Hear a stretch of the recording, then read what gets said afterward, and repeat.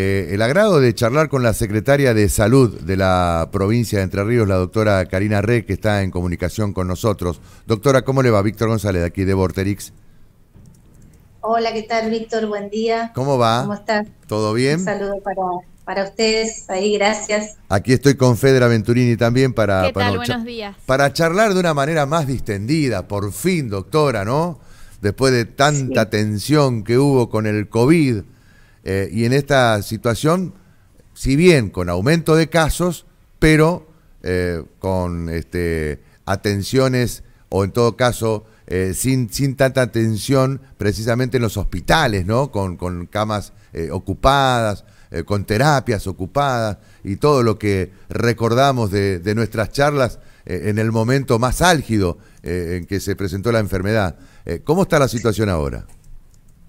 Sí, bueno, en materia de COVID uno está un poquito más tranquilo, Ujú. siempre muy atento, muy alerta, porque como vos decías, el aumento que se viene observando en otras provincias, en otras jurisdicciones, Ujú. no deja de ser preocupante para nosotros porque somos una provincia insular, de paso, Claro.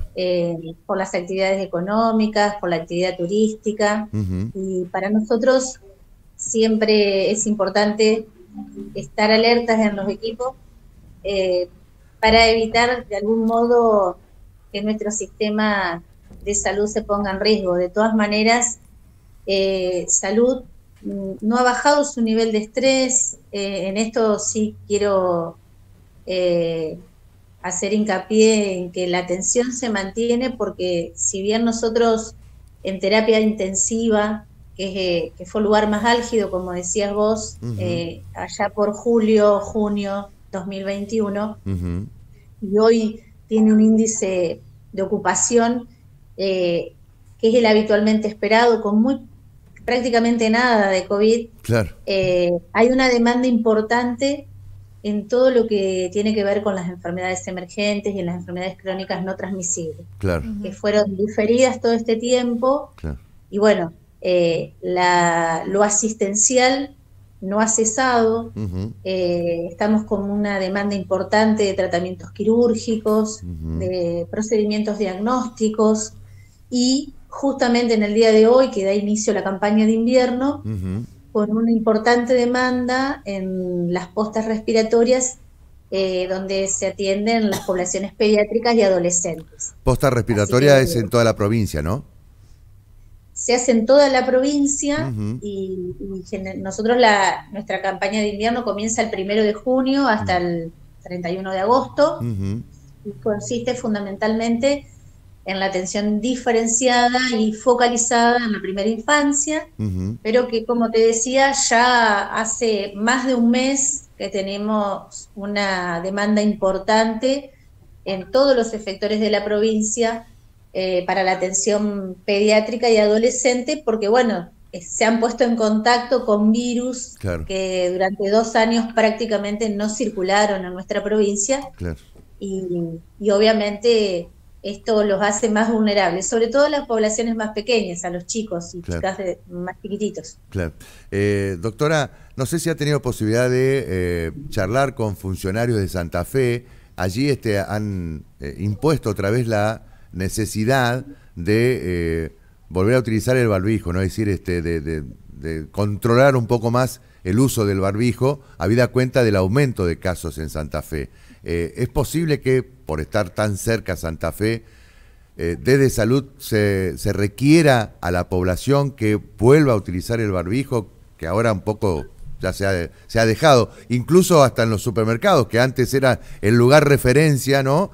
Ya no lo piden, no lo solicitan y bueno, la gente no lo está usando, ¿no? Bueno, nosotros hemos mantenido siempre la recomendación de Ujú. que se siga utilizando el barbijo Ujú. en los espacios cerrados, donde hay muchas personas, donde hay poca ventilación, donde hay alguna persona que tenga algún síntoma respiratorio. Ujú.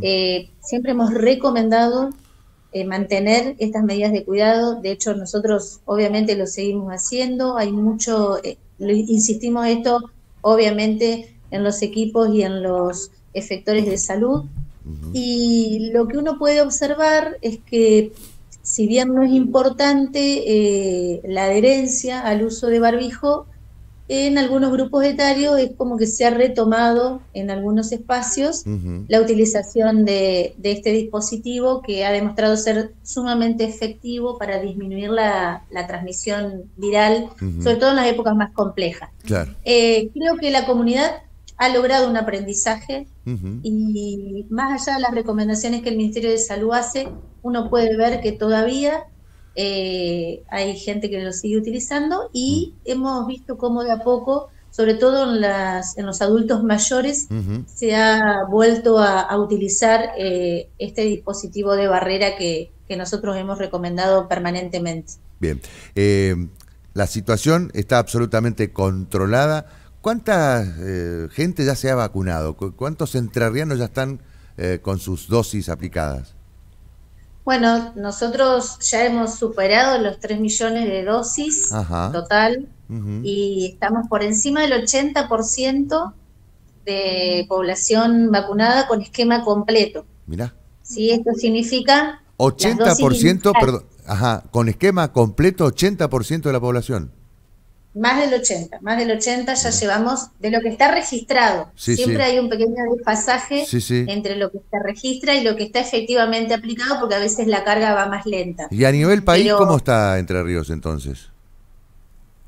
Y la verdad que no te sé decir en qué número, pero en general en todo el país las provincias están más o menos en ese nivel, por encima del 75%, que obviamente nosotros estamos hablando en función de una población que teníamos en 2010, una población estimada en 2010. Es verdad. Y dado el censo, es probable que ese porcentaje pueda modificarse en mayor o menor medida de acuerdo a la población que tengamos hoy, pero la verdad que es un porcentaje muy bueno. En algunos grupos etarios hemos superado el 100%, en otros hemos estado por el 90, 95. Cuando digo esquema completo, digo las dosis iniciales, ¿no? Las 2 primeras dosis o las 3 dosis en los que tenían esquema de 3 dosis. Y obviamente hemos avanzado muchísimo con los refuerzos, por encima del 50% con primer refuerzo, un poco más lento el segundo refuerzo, pero en los grupos etarios más importantes, que son los mayores de 50, adultos mayores y personal esencial, sobre todo lo que tiene que ver con el personal de salud, los refuerzos tienen han alcanzado un porcentaje significativo. No obstante ello, instamos a que la gente siga concurriendo y hemos visto un aumento en la demanda en los vacunatorios en estas últimas semanas, seguramente determinado por el incremento de casos que se viene anunciando a nivel país. ¿Sigue habiendo alguna duda, de algunos por lo menos, en cuanto al testeo? ¿Es necesario hacer testeos en esta situación, en la situación en la que se encuentra justamente, por lo menos la provincia de Entre Ríos? No, en realidad lo que nosotros estamos haciendo es seguir con las normas emitidas por la Dirección Nacional de Epidemiología, que tiene que ver con un cambio en las conductas de vigilancia epidemiológica, que están enfocadas fundamentalmente en los pacientes que requieren internación, los pacientes de riesgo, los pacientes con comorbilidades, aquellos pacientes que no han sido inmunizados y que se encuentran dentro de los grupos de riesgo, ¿no? En estos hay una indicación específica de cuándo hacer el test. Obviamente que en aquellos pacientes que son positivos, ya sea por test rápido que se ha hecho en forma autoadministrada o que se hace en el inspector de salud, si requiere internación es obligatorio hacer la prueba de PCR para luego hacer la secuenciación genómica.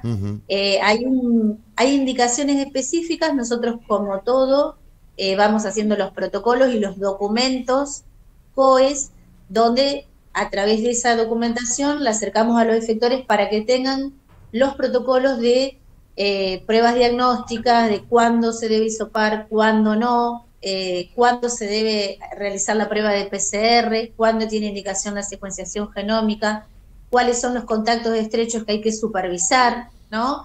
Y en este sentido, hay un subregistro que decimos que son todos esos pacientes con síntomas leves que no concurren a la consulta, que podrían ser positivos, pero que, bueno, nosotros no los tenemos registrados.